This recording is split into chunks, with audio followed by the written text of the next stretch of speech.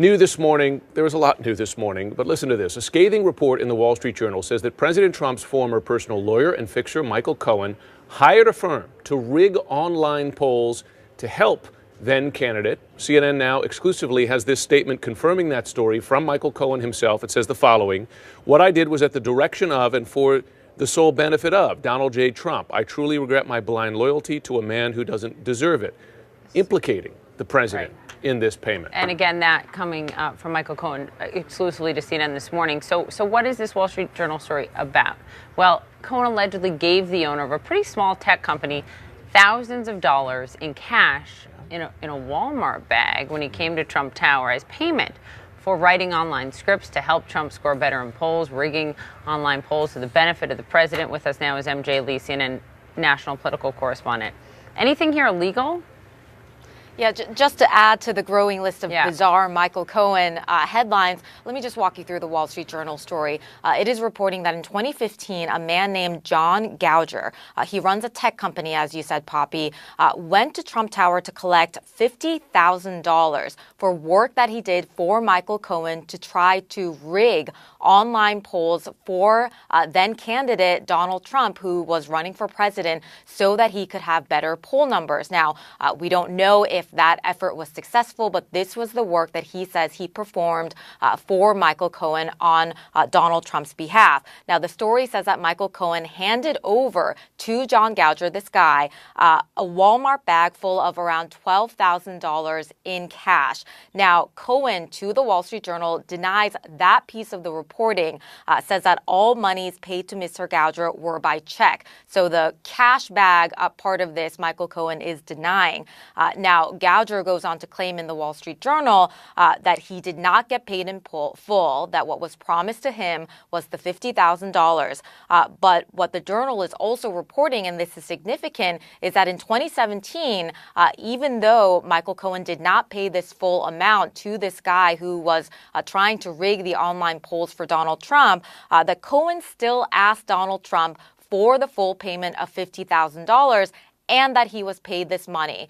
So again, just to emphasize, the headline from this story is that Michael Cohen paid this guy around $12,000 to $13,000, according to this person. And then 2 years later, he asked Donald Trump for more money than what he allegedly paid out of his pocket. And Poppy, according to that statement that you just read from Michael Cohen that we just got, all of this comes back to loyalty. Michael Cohen's defense now for a while has been that all of these things that he did that were, frankly, really sketchy, he did out of blind loyalty to Donald Trump.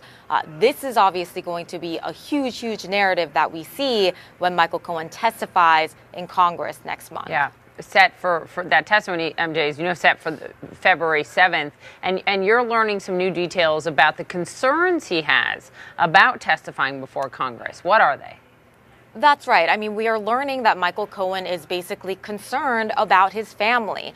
This is obviously going to be a huge day on Capitol Hill. We are all going to be covering this very, very closely. And Michael Cohen's concern right now remains his family and what all of this would do to them. And this is not a new concern that we are learning about. Even when he was under investigation, as Michael Cohen was waiting for months to get his sentencing finally from the judge here in New York, he was afraid of the toll that all of this was taking on his family. And keep in mind, too, his concern for his family was actually the reason that he made some of his legal decisions that he made as he was waiting for his sentencing.